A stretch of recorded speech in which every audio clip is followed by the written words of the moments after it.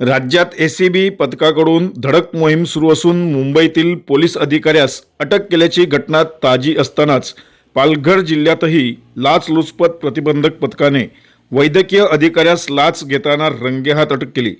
पालघर जिल्ह्याच्या डहाणू तालुक्यातील लाचलुचपत प्रतिबंधक विभागाने मोठी कारवाई करत प्राथमिक आरोग्य केंद्रातील एका वैद्यकीय अधिकाऱ्यास लाच स्वीकारताना बेड्या ठोकल्या।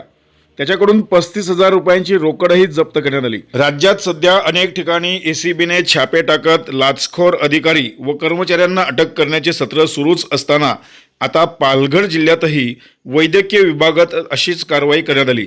मिळालेल्या माहितीनुसार डहाणू तालुक्यातील गंजाड अंतर्गत उपकेंद्र आंबेसरी येथील प्राथमिक आरोग्य केंद्रातील वैद्यकीय अधिकारी डॉक्टर विजय माणिक सांगळे वय वर्ष 34 यास 35,000 रुपयाची लाच स्वीकारताना पकडण्यात आले।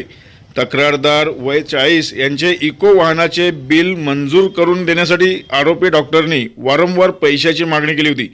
अखेर तक्रारदाराने याबाबत लाचलुचपत प्रतिबंधक विभाग पालघर यांच्याकडे तक्रार दाखल केली।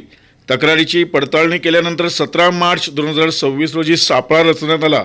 या कारवाईत आरोपी डॉक्टर सांगळे यांना तक्रारदाराकडून 35,000 रुपयांची लाच स्वीकारताना रंगेहात पकडण्यात आले। दरम्यान या प्रकरणी डहाणू पोलीस ठाण्यात भ्रष्टाचार प्रतिबंधक कायदा 1988 सुधारित 2018 अंतर्गत गुन्हा दाखल करण्यात आला आहे। या कारवाईत पोलीस उपअधीक्षक यांच्या मार्गदर्शनाखाली लाचलुचपत प्रतिबंधक विभागाच्या पथकाने कारवाई केली आहे।